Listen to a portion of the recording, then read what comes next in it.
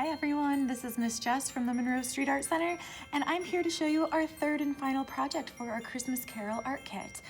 This year we partnered with the Children's Theater of Madison, and we're so excited to do so because they are doing their Christmas Carol play digitally this year. So when you guys buy a box, you get to watch it digitally online from home, and then with your art kit, you get to make 3 projects to go along with the movie. So I'm so excited. Thank you guys for purchasing, because for every kit that you purchase, $10 is going back to the Children's Theater as well. So as we know, in the play, right, at the very end of the play, Scrooge ends up having a dinner, right? Having a dinner with the whole family. And the whole thing about Christmas and the whole thing about that movie or the play is that you're spending time together, you're spreading joy, you know, being in good company with people, right? And sharing what you have with everyone. So that is the idea behind our little dinner table that we're gonna make today. I am so excited. This is such a fun project, you guys. So for this project, inside of your kit, you're gonna find a pack of Model Magic. It looks like this. It is white, but we can change the color to any color we want it to be by using Crayola markers. So your kit does not come with markers, so I hope that you have a set of Crayolas at home, or any kind of washable marker will work to change the color of your Model Magic. That's what I'm gonna use today. You're also going to find in your kit a couple of other things that we can use. If you want to make a tablecloth, right, I'm just going to use a piece of cardboard today for my table, and I'll show you guys that in a minute. But to cover the table, right, to cover the cardboard, if you want a tablecloth, go ahead and pick out some pieces of paper from your kit. I have a big piece of red and a big piece of green that I'm going to use. Maybe one of them will be the tablecloth, and maybe the second color will be more like the placemat at each table setting. And then if you want some kind of a runner to go down your table, right, to make it look fancy holiday meal, if you want, you can pick out one of those ribbons that's inside of your kit. If you haven't used it on your other projects, feel free to use it for this one. You can also, totally optional, you can use your stickers if you want to. I might use some of those. I also found a couple of random little wooden pieces inside of my kit. I'm gonna pretend that these are paper or little plates, and maybe these, I have 2 little triangles, maybe these are like the little napkins next to the table setting. These could be serving trays. These could be anything else that you guys can think of. Maybe you want to pretend that these are certain kinds of food even. I don't know. Okay. So first things first is to find a piece of cardboard.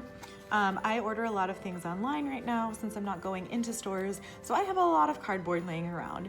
I just cut a small piece like this, and all you need to do is fold the sides in, and those are gonna be like the legs for your table, right? So it can sit on a tabletop like that.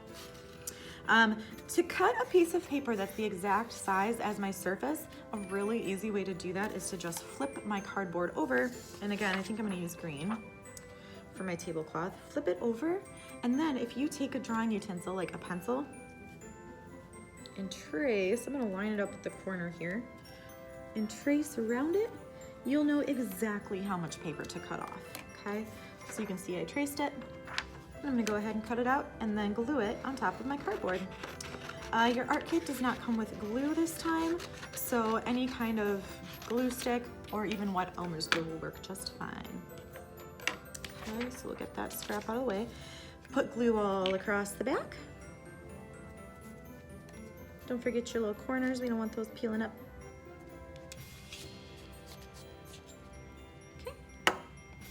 And then I'm gonna go ahead and stick it on top. Maybe even flip it upside down and rub it, make sure it's stuck. Cool. Lovely green tablecloth, okay, for my table. Maybe the next thing I want to do is to make like a runner that goes down the middle of my table. Looks a little bit fancy. So I'm gonna cut a piece of this red. I just want to see how long I need it to be. I'm going to draw a little line over here, right? Tiny little mark so I know how long my table is. And then I'll cut into it. I don't know, just like a long skinny strip. Like that. And then of course I'll glue this as well. And this goes right down the center of my table. Table runner. Ooh la la. Okay. rub it, make sure it's stuck. Ta-da! Now, for placemats, I found, I have this like fur textured, furry looking piece of paper in my kit. I could use this for the stocking project, but since I've already made a few stockings, I think I'm gonna use this for this project. These are gonna be my placemats. So, I'm gonna cut little rectangles. These will go underneath the plates. There's one, maybe I'll have my settings on this side. And a second one. Awesome. And of course, anywhere that I want to stick these, use a little bit of glue. On this one. And stick.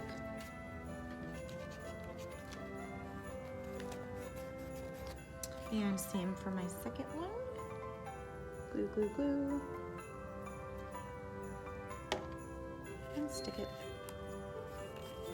Now those little wooden pieces that are inside of your kit, everyone's are probably gonna be a little bit different. So whatever you got, you can get creative with. I decided to color mine white. Okay, I used some Posca markers and I colored over the top of it. So now I have little white plates. And of course, I'm gonna glue these on top of my placemats. So I'll make a spot of glue. Add my square plate. And then mine are gonna have little triangle napkins. So I'll make a spot next to it, add my little napkin. And same on the other side. Glue, glue. Stick it. And the napkin as well.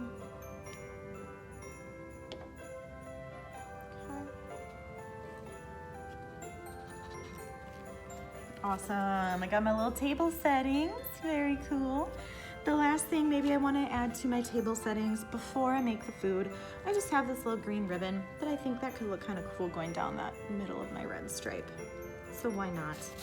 We'll add a long skinny stripe of ribbon and then I'll be ready to make my food. You can think about if you have favorite holiday foods. Are there things that you eat every Christmas, things that you look forward to? Are there things that you wish you could do? Like maybe you want to have an entire table full of Christmas candy. I don't know. Cut off my little extra ribbon. There, doesn't that look fancy? Love it. All right, now I can think about the food. I'm gonna take my Model Magic pack and actually just cut the end off here. Model Magic is a clay that dries in the air, so the longer that you have it out exposed to the air, the faster it's gonna dry. My biggest suggestion would be to take a little chunk at a time, right? Rip some off to change the color, and then while you're working on it, go ahead and wrap this back up. Keep it closed, keep it nice and soft and moldable so it doesn't dry out on you. Okay. All right, from here, think about all your favorite foods. You could even have little serving trays. I have like pasta in a little bowl. I've got some buns over here in another kind of a bowl. I've got candy canes and cups and utensils, all the things that go on a table. To change the color of this clay, and actually the first thing you're gonna wanna do is make it a little bit softer. I'm rolling it in the palms of my hand, right? This is the warmest part of our hand. It's gonna soften it up really quick, okay? Now I'm ready to add some color. Maybe today I would like to have some green serving dishes. So I'm gonna take my green marker and go ahead and add color to my clay. I usually do this in the palm of my hand. Sometimes if you do it on the table or on a surface like this, you risk it getting stuck to the table and then you might have to sort of peel some off if you're done. Okay, so just keep that in mind. I'm going to mix it up now that I've got some green on it. Mix it, mix it, mix it. You can rip it apart and stick it back together, fold it back in on itself, and it's starting to change color, okay? This is like a minty green, so if I want it to be a little bit brighter than this, I'm just gonna do the same thing all over again. Roll it in a ball, squish it in a pancake, add some color to it, and then mix it up. So, go ahead and do this for as long as you want to. Once you've decided upon the color that you want, either for your food or for some serving trays, you can start to sculpt the shapes that you need. So for example, if I want to have a little serving dish or a little bowl, if I roll a circle and I poke my finger in it, Then I can kind of open it up. I pinch my way across. Pinch, pinch, pinch. It's like a little tiny pinch pot. Okay. Now I have a little bowl. So that can go maybe in the middle of my table. That can hold some pasta or something. Okay. Take out another little chunk. I can show you guys how to make a candy cane. Those are really fun and really easy. Candy canes are traditionally white and red. You could make whatever color candy canes you want, peppermint sticks. Here's my white. I'm gonna take the other little chunk of this and of course turn it red. Keep in mind, every time that you add red and white together, what color does it make? Pink. So if you want it to be really, really red, you do have to spend some time adding kind of a lot of red to you, okay? Or just get it red enough, close enough. Okay, so I added a bunch of red on here. I'm gonna go ahead and mix it up. You can see how it's changing colors. Lovely. Okay, so mine is pretty bright actually. I think I'm gonna go ahead and use this. For the peppermint stick, if you roll these two pieces, right, the red and the white, you could do it on the table too, might be easy. Unless your table is sticky and glue. Okay, and then I'll take my white as well.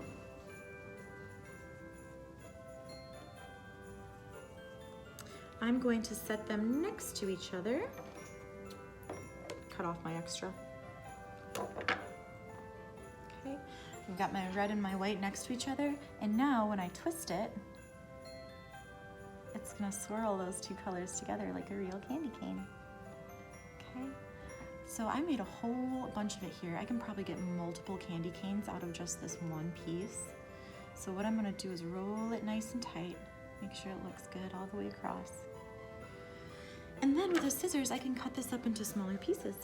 So maybe there's a candy cane on one plate, bend over the top, ta-da. Okay, little candy cane. Same with the other one. Cut. The second candy cane, okay? Let's see, what else can I show you guys? If you wanted to make little spoons, little forks, same idea. You take a tiny chunk, you roll it into a worm, right? This is for like the handle of the fork, okay? And then if I take a little tiny ball, roll a little tiny circle,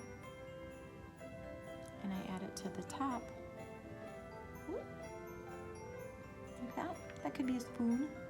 Or if I take my scissors and I make two tiny snips into that little circle, 1, 2, it looks like a little fork.